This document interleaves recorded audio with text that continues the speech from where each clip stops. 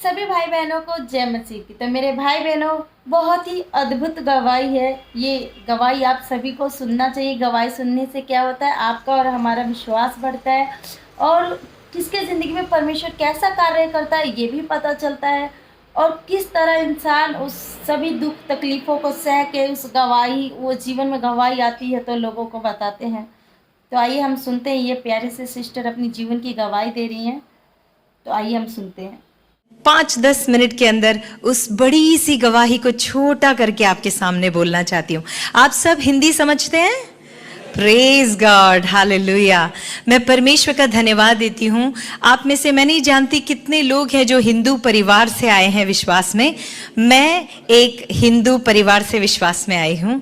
मैं भारत में, इंडिया में जब रहती हूँ तो मेरे माँ बाप, मेरे जो क्या बोलते हैं, नाना नानी, सब लोग हिंदू परिवार में से थे। बचपन से लेकर मैं रामायण, महाभारत, ये तो सब आपने सुना होगा।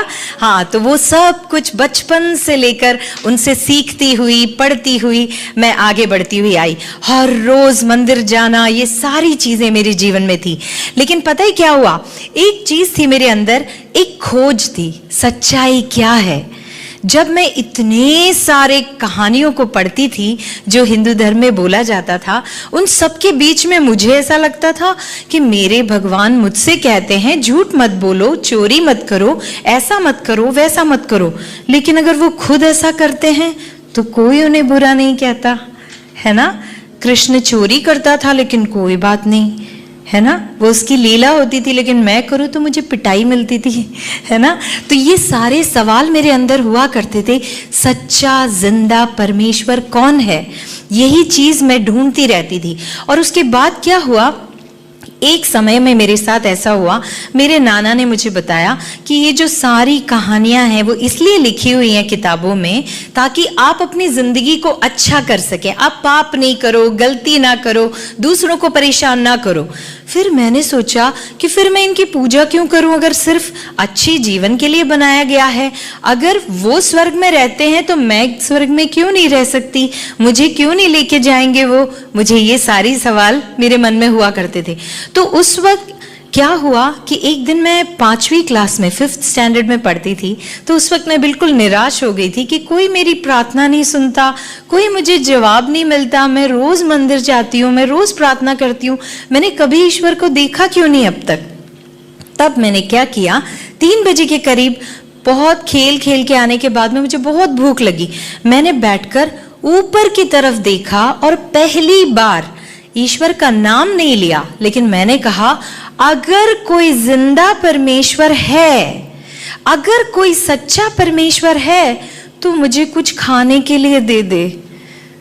5वीं क्लास में पढ़ने वाली बच्ची ने ये प्रार्थना की और पता ही क्या हुआ, 2-3 मिनट के अंदर मेरे पास में जो केले का पेड़ था उसके ऊपर एक कौवा आके बैठा। कौन आके बैठा?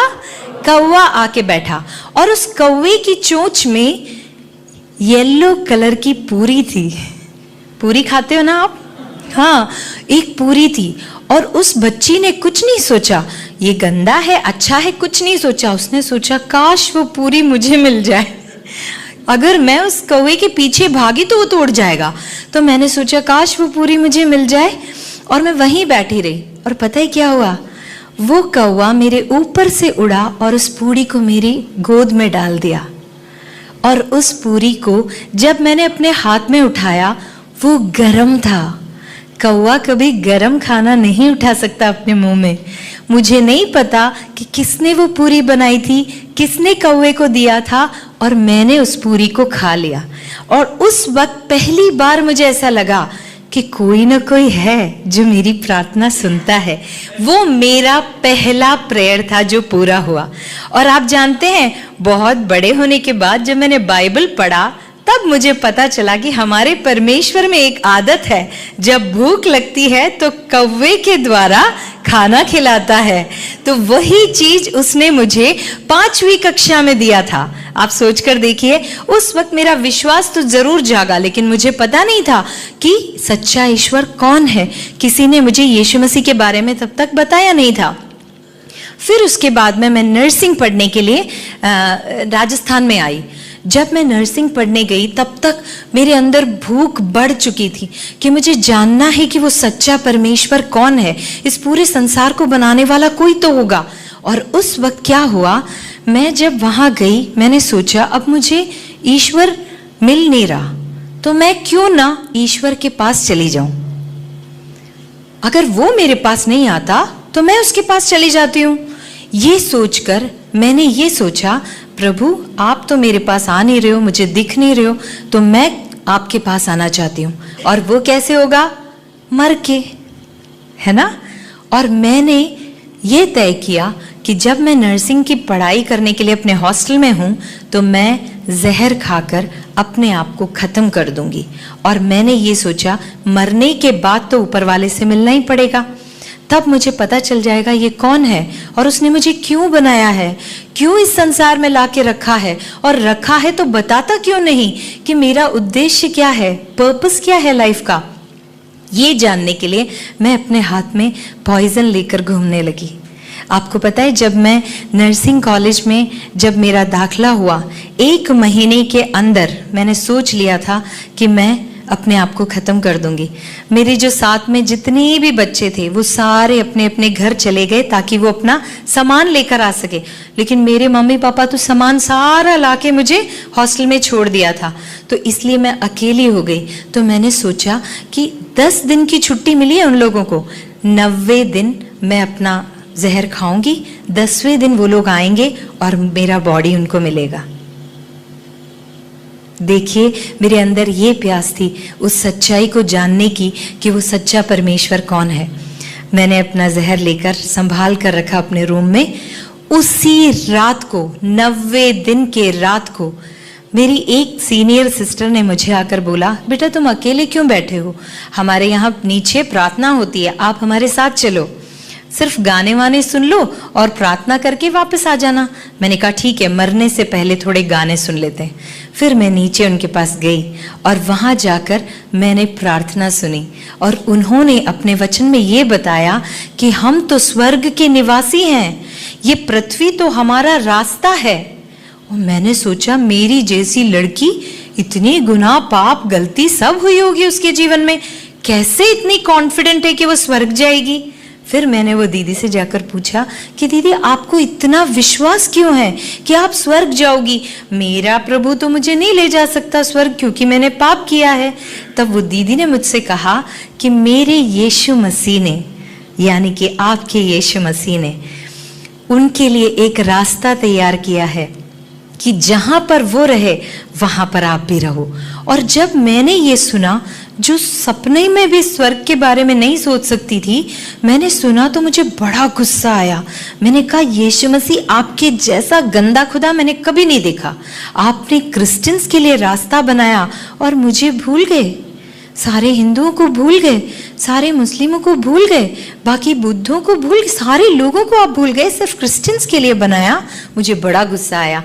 लेकिन वो दीदी ने मुझे कहा ऐसा नहीं है, उसने ये सारा रास्ता मनुष्य जाति के लिए बनाया, किसी और जाति के लिए नहीं, मनुष्य जाति के लिए बनाया। तो मैंने पूछा क्या मैं भी उस स्वर्ग में जा सकती हूँ? तो उन्होंने कहा अगर तुम आज विश्वास करोगी तो परमेश्वर तुम्हें स्वर्ग का अधिकारी बनाएगा। तो मैंने उनसे पूछा मैं इसके लिए क्या करूं? मैं पहाड़ चढ़ूं, मैं 1000 नारियल फोड़ूं, मैं लड्डू चढ़ाऊं मंदिर में, क्या करूं? क्योंकि मैंने आज तक यही सब किया हुआ था। तो दीदी ने बोला नहीं बेटा, अपना दिल प्रभु को दे दे और परमेश्वर तेरे सारे पापों को अपने ऊपर लेकर क्रूस पर ऑलरेडी चढ़ चुका, इसीलिए जब तू विश्वास करे तो तेरा घराना उद्धार पाएगा। मैं उस वक्त विश्वास नहीं कर सकी कि ऐसा भी कोई प्रेमी परमेश्वर है जो मेरे गुनाहों को अपने ऊपर लेने के लिए तैयार है। और जानते हैं उन्होंने मुझसे क्या कहा?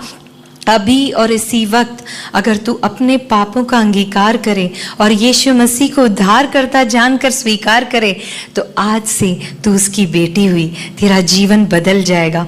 और उसी वक्त आप सोचकर देखिए, मैंने प्रार्थना करी, घुटने टेके और उस यीशु मसीह को अपने हृदय में लिया और उसी वक्त परमेश्वर ने एक ऐसा आनंद मेरे अंदर भरा, एक ऐसी रोशनी मेरे अंदर दी, जिसके बाद आज तक मैंने पीछे मुड़कर नहीं देखा। उसके बाद मैं उनसे कहने लगी कि वो परमेश्वर, मैंने प्रभु से कहा, प्रभु 19 साल की थी उस वक्त में, मैंने कहा प्रभु 19 साल से मैं आपका इंतजार कर रही हूँ, मैं आपको ढूंढ रही हूँ। और पता है मेरे प्रभु ने क्या कहा? मेरे प्रभु ने कहा 2000 साल पहले से मैं तेरा इंतजार कर रहा हूँ। आज मेरा परमेश्वर आपसे यही कहना चाहता है, आपके पैदा होने से पहले, आपके पाप करने से पहले, आपके इस माँ के गर्भ में आने से पहले मेरा प्रभु आपके लिए मर चुका है, आपके गुनाहों के लिए मर चुका है, और वह स्वर्ग में जाकर आपके लिए रास्ता बनाता है, आपके लिए जगह बनाता है, आपके लिए घर बनाता है।